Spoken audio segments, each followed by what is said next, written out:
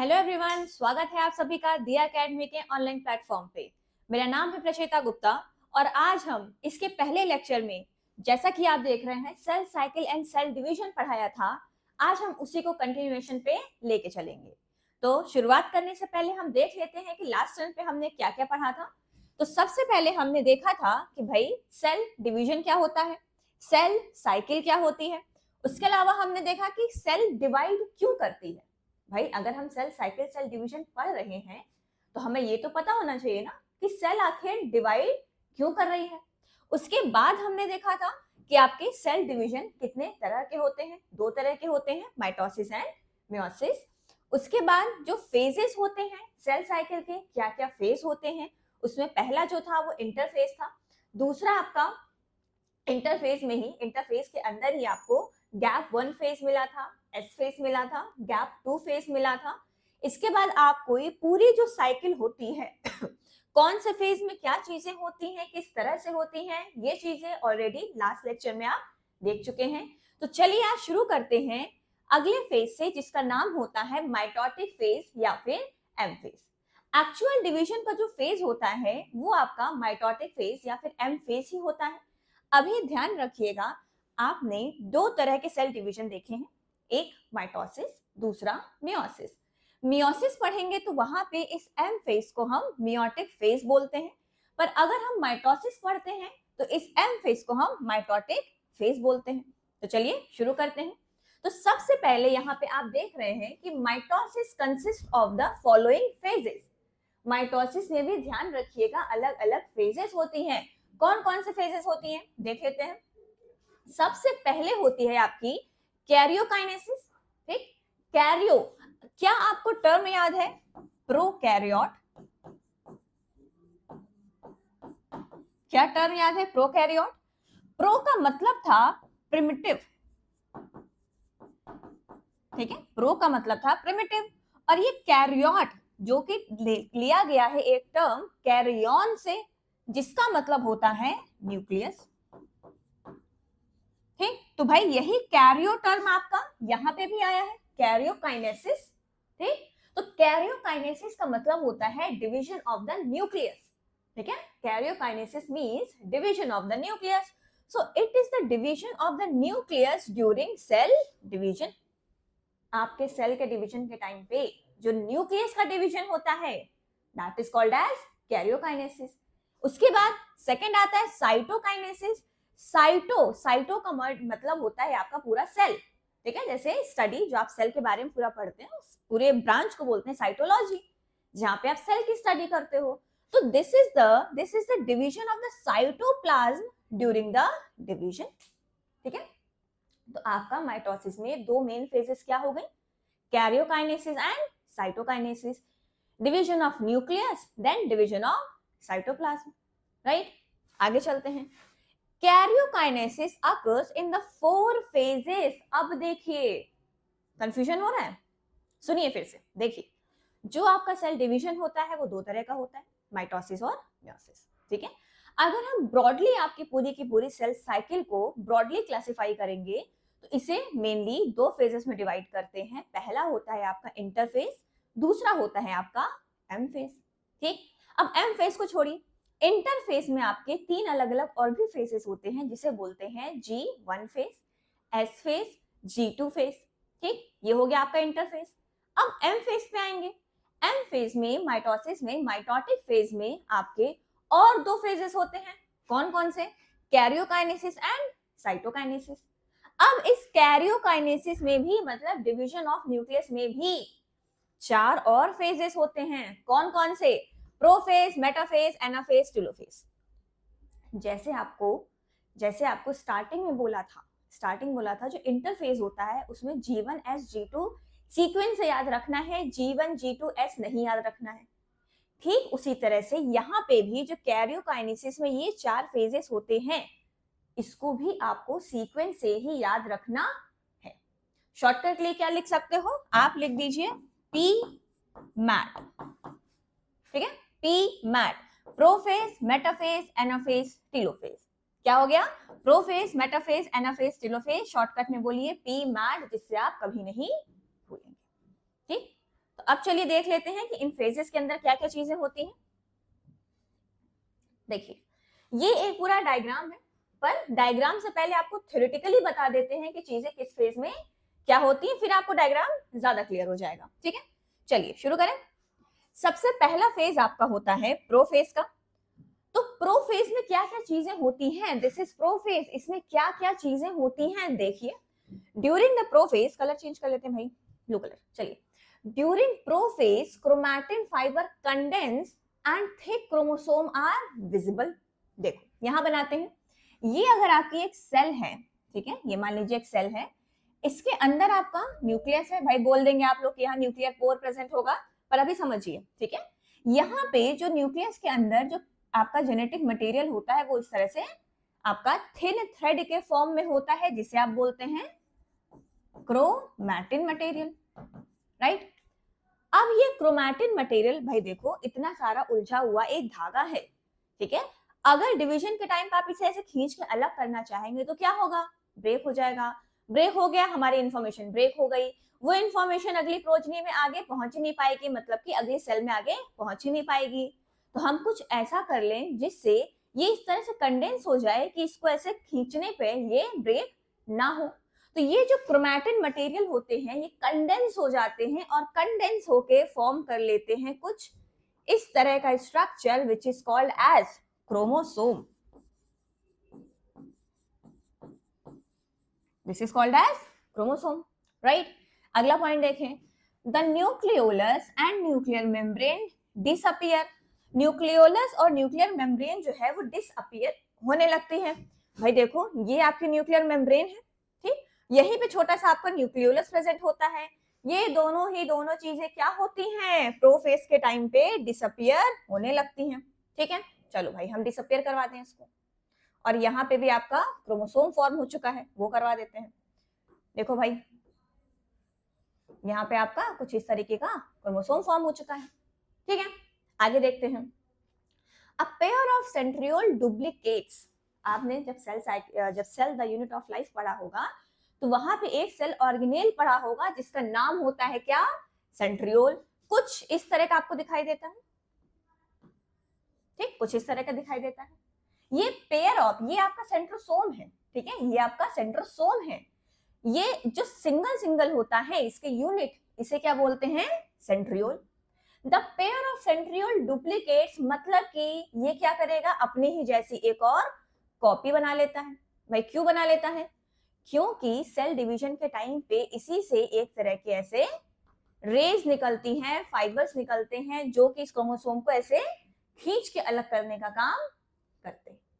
ठीक है, अब देखिए आगे क्या है, स्पिंडल apparatus स्टार्ट फॉर्मिंग। ये जो मैंने रेस बताई है आपको, जो आपको यहाँ पे रेस बताई है, ये जो होती है इसी को बोलते हैं स्पिंडल apparatus।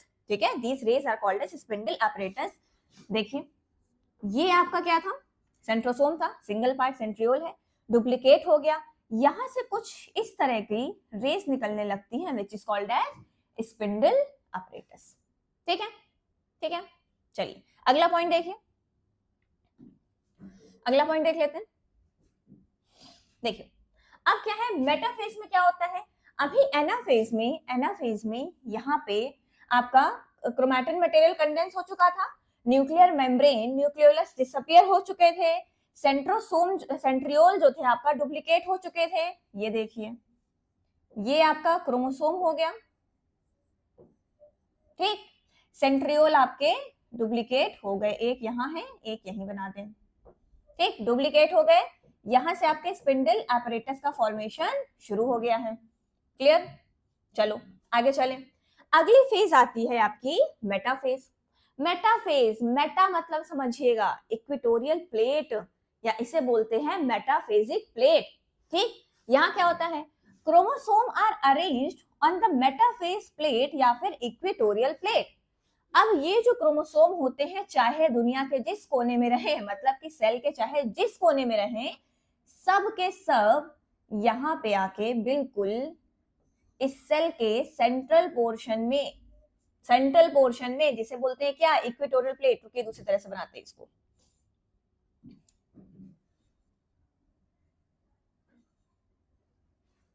चलिए दूसरी तरह से बना दें, देखिए इधर बना दे, ज्यादा क्लियर समझ में आएगा। देखिए सेल के बिल्कुल एकदम सेंटर पे आके इस तरह से अलाइन होने लगते हैं, ठीक, सेंटर पे आके अलाइन होने लगते हैं। ये जो सेंटर पोर्शन होता है इसको बोला जाता है मेटाफेज प्लेट या फिर इक्वेटोरियल प्लेट, ठीक, मेटाफेज हो गया। अब आगे देखते हैं एनाफेज में क्या होता है। भाई ये मेटाफेज का डायग्राम है, स्पेस का इसलिए ऐसा बना दिया। एनाफेज में देखते हैं द सेंट्रोमियर डिवाइड्स, सेंट्रोमियर क्या होता है, ये जो आपने क्रोमोसोम बनाया है, ठीक, डिफरेंस याद रखिएगा आपका सेंट्रियोल्स में, सेंट्रोसोम में और सेंट्रोमियर में।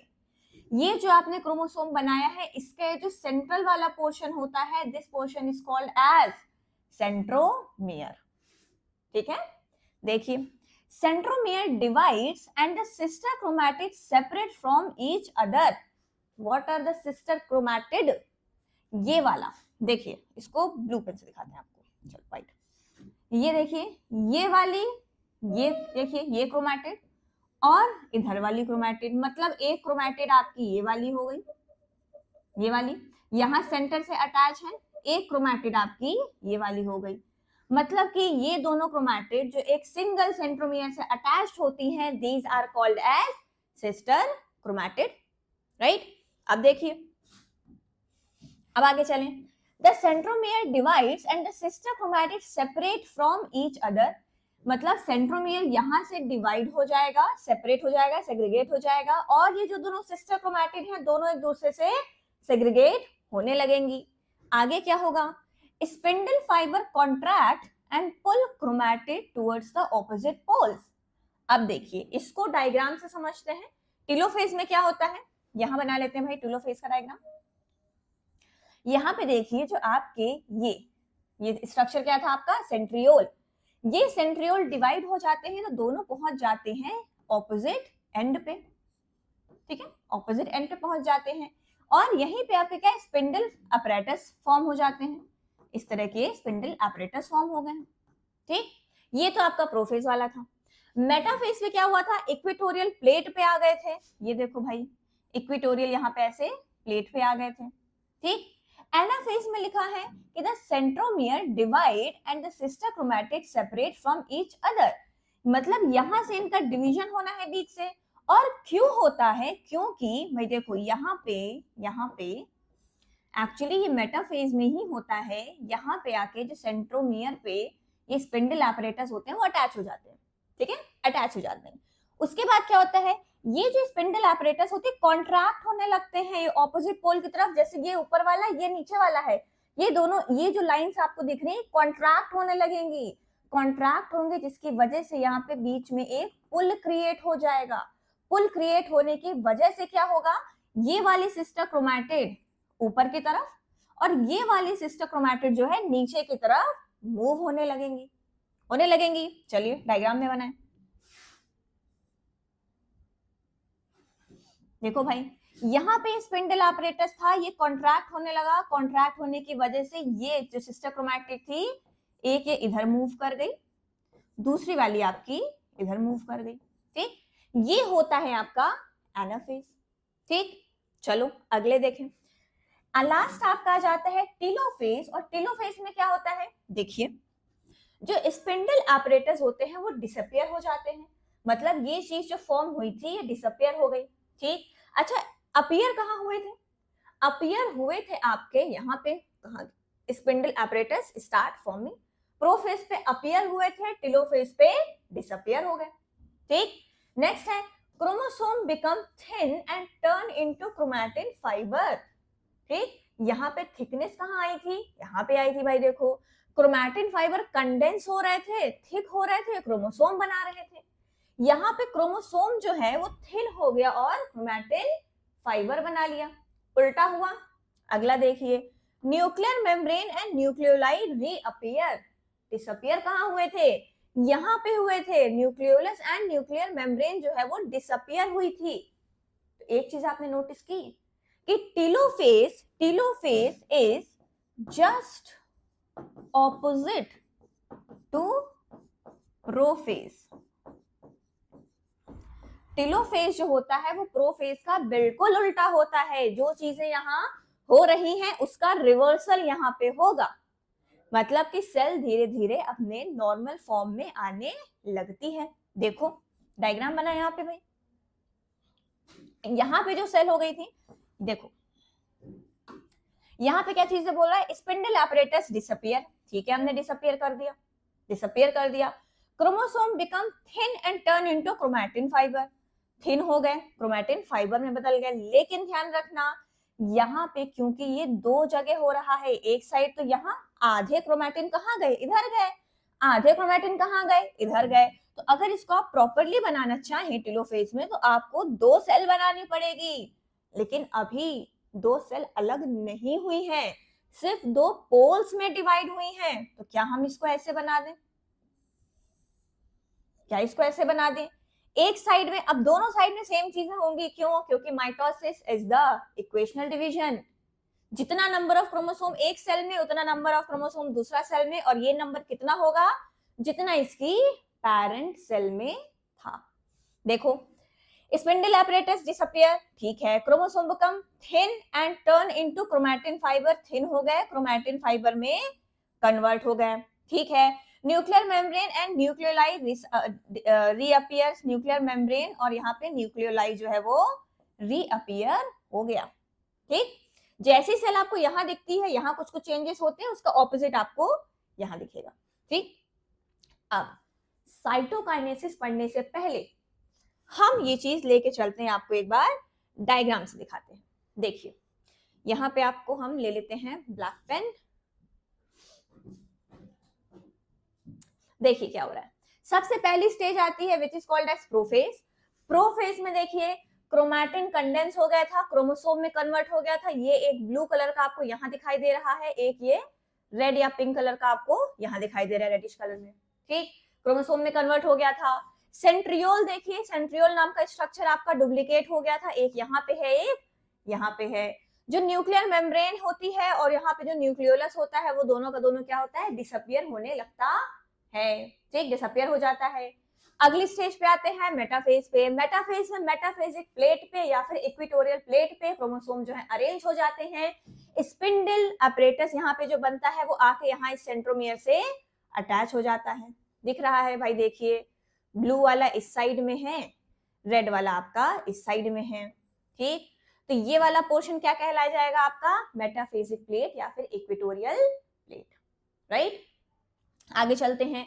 एनाफेज में क्या था, आपके दोनों क्रोमोसोम में ऑपोजिट पोल की तरफ अट्रैक्ट हो रहे थे, बीच में से पुल हो रहा था, ये देखो यहाँ पे जो सेंट्रियोल से आपके स्पिंडल फाइबर निकलते हैं, ये अलग अलग डायरेक्शन में ऑपोजिट पोल में जो सिस्टर क्रोमैटिड हैं उनको मूव करवाते हैं, क्यों, क्योंकि यहाँ जो सेंट्रोमियर था, ये जो सेंट्रोमियर था इसके बीच में, इन सेंट्रोमियर के बीच में इस तरह से सेग्रीगेशन हो जाता है, ये सेंट्रोमियर सेपरेट हो जाते हैं, सेपरेट होने की वजह से जो सिस्टर क्रोमैटिड हैं उनका सेग्रीगेशन हो जाता है, राइट। अब देखिए एनाफेज के बाद नेक्स्ट स्टेज पे आते हैं विच इज टेलोफेज। टेलोफेज में देखिए जो चीज यहाँ हुई थी बिल्कुल उसको ऑपोजिट हो रहा है, जो आपके ये जो क्रोमोसोम है धीरे धीरे ये ऐसे क्रोमैटिन मटेरियल में कन्वर्ट होने लगेंगे, डीकंडेंसेशन हो जाएगा, थिनिंग हो जाएगी। यहाँ न्यूक्लियर मेम्ब्रेन न्यूक्लियोलस डिसअपियर हो गए थे, यहाँ न्यूक्लियर मेम्ब्रेन न्यूक्लियोलस जो है वो रीअपियर हो जाता है। यहाँ स्पिंडल फाइबर फॉर्म हुए थे, यहाँ स्पिंडल फाइबर या स्पिंडल apparatus जो है वो गायब हो जाते हैं, राइट। आगे देखते हैं, ये इंटरफेस लिखा हुआ है, इंटरफेस नहीं, ये चीज होती है आपकी साइटोकाइनेसिस, ठीक है, ये होता है साइटोकाइनेसिस। साइटोकाइनेसिस आपने पढ़ा था, cytokinesis meaning division of cytoplasm. यहाँ पे देखिए इस तरह से सेल में फरो का फॉर्मेशन हो रहा है, टेलोफेज पे ही सेल फरो का फॉर्मेशन हो रहा है। धीरे धीरे ये सेल फरो क्या होती है, अंदर की तरफ इन्वेजिनेट करने लगती है और बीच से ये सेल डिवाइड कर जाती है, ठीक। देखिए यहाँ पे क्या हुआ, धीरे धीरे सेल फरो का फॉर्मेशन हुआ और दो दो की दोनों सेल है वो सेग्रीगेट हो गई, सेपरेट हो गई, एक एक सेल का इन्होंने फॉर्मेशन कर दिया, ठीक। अब आप बोलेंगे कि मैम जैसे जैसे आपने बताया जो चीज एग्जैक्टली डायग्राम में तो दिख नहीं रही है, तो आपको एक चीज बता दें कि ये जो सारी फेजेस होती हैं इनके बीच में कोई भी क्लियर कट डिमार्केशन नहीं होता है, इसीलिए इनको बोला जाता है कि all the phases are progressive in nature. इनके बीच में कोई क्लियर कट बाउंड्री डिफाइंड नहीं होती है। हम सिर्फ अंदाजा लगाते हैं कि भैया यहाँ पे मेटा, यहाँ बिल्कुल सेंटर पे आ गए, मतलब ये मेटाफेज चल रहा है। यहाँ ऐसे क्रोमैटिड जो है वो ऑपोजिट पोल पे जा रहे हैं, मतलब एनाफेज चल रहा है। लेकिन यहाँ से यहाँ पे एग्जैक्टली किस टाइम पे, किस स्टेज पे हम बोलेंगे कि मेटाफेज से एनाफेज में कन्वर्ट हो गया, ये चीज क्लियरली विजिबल नहीं होती है। क्लियर? चलिए अब इसी साइटोकाइनेसिस को देखिए, जो थ्योरी लिखी थी उसमें से देख लेते हैं। साइटोकाइनेसिस जो होता है, देखिए, the furrows continue to deepens in the cell. देखा था पीछे जो फरो बनी थी, यहाँ स्टिलोफेज पे जो ये फरो बनी थी, ये कंटिन्यूअसली डीप होती रहती है सेल में, and it finally divides the cytoplasm forming 2 new daughter cell. ये पूरा डिवाइड कर लेती है और इससे अल्टीमेटली 2 न्यू डॉटर सेल का फॉर्मेशन हो जाता है। ठीक, in plant cell a cell plate appears in the equatorial plate. यहाँ पे जो सेल फरो का फॉर्मेशन हो रहा है ये बताया जा रहा है आपको in the case of animal cell. भाई उल्टे हाथ से लिखते नहीं बनता, ये हो रहा है एनिमल सेल में, ठीक है। लेकिन यही अगर प्लांट सेल की बात आती है तो प्लांट सेल में क्योंकि सेल वॉल प्रेजेंट होती है, इस वजह से वहां पे सेल फरो का फॉर्मेशन नहीं होता। वहां पे अगर ऐसा मैं सेल बना दूं, वहां पे इस तरह से सेंटर से सेल प्लेट का फॉर्मेशन होना शुरू होता है, क्योंकि यहाँ की सेल वॉल इतनी थिक होती है कि ये इमेजिनेट नहीं कर पाती। यहाँ पे सेल प्लेट का फॉर्मेशन होगा, धीरे धीरे दोनों डायरेक्शन में ये मूव करेगी और लास्ट में सेल को 2 अलग अलग डॉटर सेल में डिवाइड कर देगी, मतलब साइटोप्लाज्म डिवाइड हो जाएगा और 2 डॉटर सेल का फॉर्मेशन हो जाएगा। क्लियर? तो ये पूरा है आपका माइटोसिस। अब हम देख लेते हैं कि इस माइटोसिस के सिग्निफिकेंस क्या होते हैं, क्यों हम ये माइटोसिस पढ़ते हैं, क्या फायदा होता है इससे। देखिए सिग्निफिकेंस ऑफ माइटोसिस, यहाँ पे it is important for the growth. Starting में आपने देखा था ग्रोथ, हम सब कितने सेल से मिलके बने हैं, सिंगल सेल था जाइगोट, उसी से हम धीरे धीरे डेवलप होकर आज मिलियंस और ट्रिलियन सेल्स के बने हुए ह्यूमंस हैं। ठीक, तो ये ग्रोथ के लिए होता है ऑफ ऑर्गेनिज्म। ठीक, repair of the damage and wounded tissue occurs through mitosis. यहाँ पे मुझे स्क्रैच हो गया, मुझे चोट लग गई, यहाँ पे जिस सेल डिवीजन के बाद मेरी नई सेल का फॉर्मेशन होगा, इंजरी रिपेयर होगी, वो सेल डिवीजन कौन सा होगा, माइटोसिस का। राइट, अगला चलें, old and worn out cells are replaced during normal body functioning. आपकी बॉडी में नॉर्मल बॉडी की फंक्शनिंग हो रही है, हर एक सेल का एक लाइफ स्पैन होता है। ठीक, उस लाइफ स्पैन के बाद जब सेल की डेथ हो जाती है तो उस सेल को रिप्लेस कौन सी सेल करती है, माइटोसिस के थ्रू फॉर्म हुई सेल। क्लियर? चलिए आगे चलें। माइटोसिस आपने पढ़ लिया, अगला देखते हैं व्हाट इज मियोसिस। मियोसिस आपको बहुत डीप में नहीं पढ़ना है, सिर्फ ओवरव्यू देखना है। तो यहाँ पे डायग्राम नहीं लेके आए हैं, सिर्फ कुछ बेसिक सी चीजें जितने आपकी जरूरत की है। ठीक है, चलिए देख लें। Meiosis is called as the reductional division. ध्यान रखिएगा, मियोसिस को रिडक्शनल डिवीजन कहा जाता है। क्यों? क्योंकि अगर पेरेंट सेल में number of chromosome will be 46, तो यहां से फॉर्म होने वाली डॉटर सेल में number of chromosome will be 23, 23, 23 and 23, मतलब क्रोमोसोम नंबर हाफ हो जाते हैं। That is why it is called as reductional division. ये डिप्लॉयड होता है, ये पूरी हैप्लॉयड होती है। अब आप मुझे इस चीज का आंसर दीजिएगा कि ये सेल जहां मैंने 2n = 46 लिखा है, ये किस ऑर्गेनिज्म की सेल का मैंने लिखा है। ठीक है भाई, माइस की सेल है, कबूतर की सेल है, किसकी सेल है बताइएगा, किस सेल में 2n = 46 होता है, ये आपका काम है। क्लियर? चलिए, it halves the number of chromosome, अभी बता दिया नंबर ऑफ क्रोमोसोम हाफ हो जाते हैं। helps in the formation of the gametes as sperm and ova in animals and pollen grain and embryosac in plants। मतलब कि during the process of sexual reproduction जब mail का male gamete, female का female gamete fuse होता है, तब उससे एक पहला स्ट्रक्चर बनता है, एक पहली सेल बनती है जिसका नाम है जाइगोट। ह्यूमन में अगर हम बात करें इस मेल गैमीट की तो इसका नाम होता है स्पर्म, फीमेल गैमीट की तो इसका नाम होता है ओवा। क्लियर? यही अगर हम प्लांट से बात करें, मेल गैमीट जहां बनता है वो स्ट्रक्चर है आपका पॉलन ग्रेन, फीमेल गैमीट जहां बनता है उसका स्ट्रक्चर का नाम है आपका एम्ब्रियो सैक। इसको हैप्लॉइड होना जरूरी है, इसको हैप्लॉइड और इसको हैप्लॉइड होना जरूरी है, तभी तो इन दोनों के फ्यूजन से डिप्लॉइड स्ट्रक्चर बनेगा, तभी तो इन दोनों के फ्यूजन से डिप्लॉइड स्ट्रक्चर बनेगा, बनेगा ना भाई। इसीलिए यहाँ पे मियोसिस की प्रोसेस होती है ताकि इन हैप्लॉइड स्ट्रक्चर के मिलने से आपका एक नॉर्मल डिप्लॉइड स्ट्रक्चर बन सके।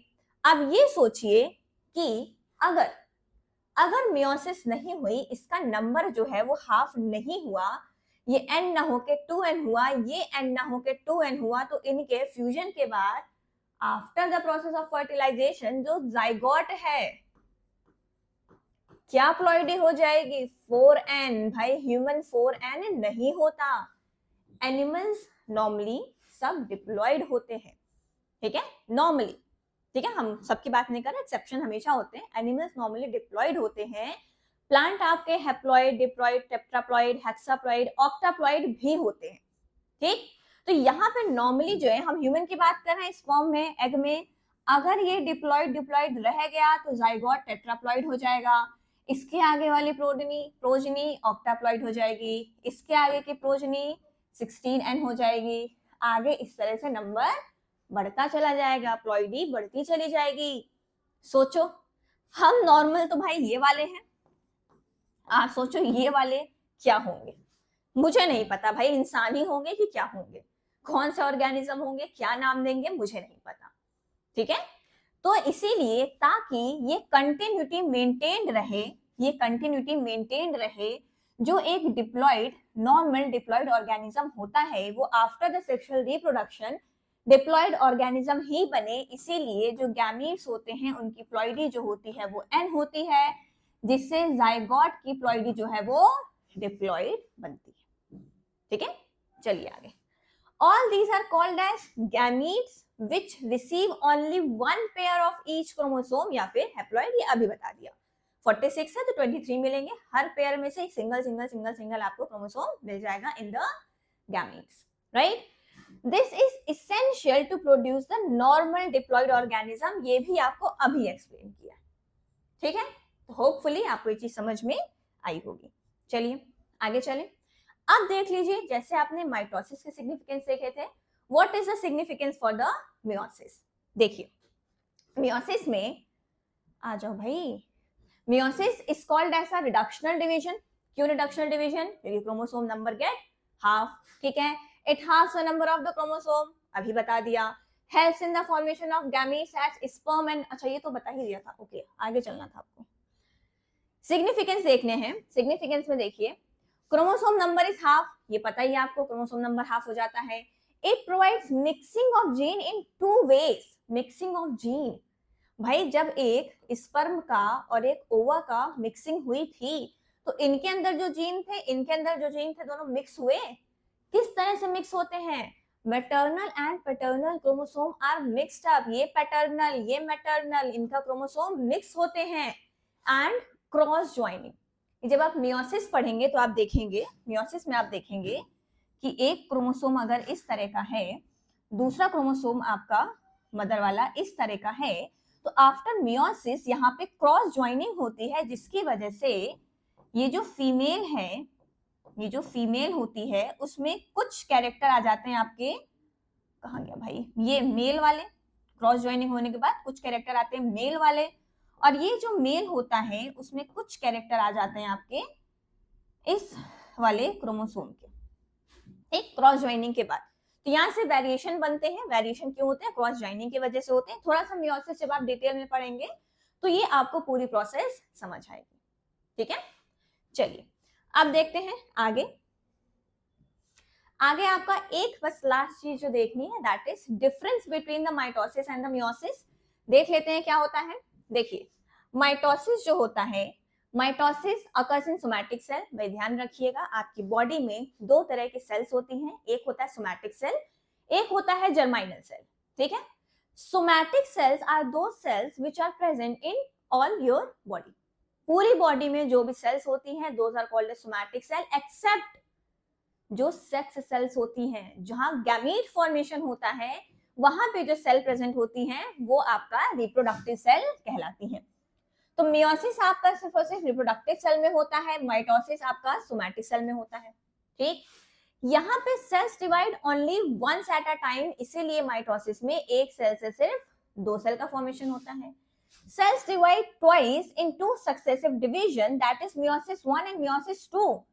यहाँ पे 2 बार सेल का डिवीजन होता है, मियोसिस 1 एंड मियोसिस 2, इसीलिए at the end of one cycle of meiosis you will get 4 number of cell. ठीक है, नेक्स्ट देखिए, it is also called equational division क्योंकि chromosome number will be same because the daughter cell have identical genetic material as the parent cell। इसमें 46 है तो यहाँ भी 46, यहाँ भी 46। ठीक, नेक्स्ट देखिए क्या है, it is also called as reductional division, क्यों? because the daughter cell have half the number of chromosome as the parent cell। यहाँ अगर 46 है तो यहाँ पे आपकी सब में 23 ही होगी। ठीक, नेक्स्ट देखें, 2 diploid daughter cells are form. यहाँ पे आप अगर डिप्लॉइड ऑर्गेनिज्म लेके चलते हैं तो ये डिप्लॉइड ऑर्गेनिज्म ही बनता है। यहाँ पे अगर आप डिप्लॉइड ऑर्गेनिज्म लेके चलते हैं तो ये सेल सारी की सारी हैप्लॉइड हो जाती हैं। 4 haploid daughter cells are formed. बस आपको माइटोसिस में, मियोसिस में इतना ही पढ़ना है। तो उम्मीद करते हैं आपको चीजें समझ में आई होंगी, और आपको समझ आई होंगी तो मेरे साथ लेक्चर में बने रहने के लिए बहुत बहुत थैंक यू। होपफुली आपके साथ इसी तरह नए नए लेक्चर्स लेके आते रहेंगे। मेरे साथ बने रहने के लिए thank you and have a nice day.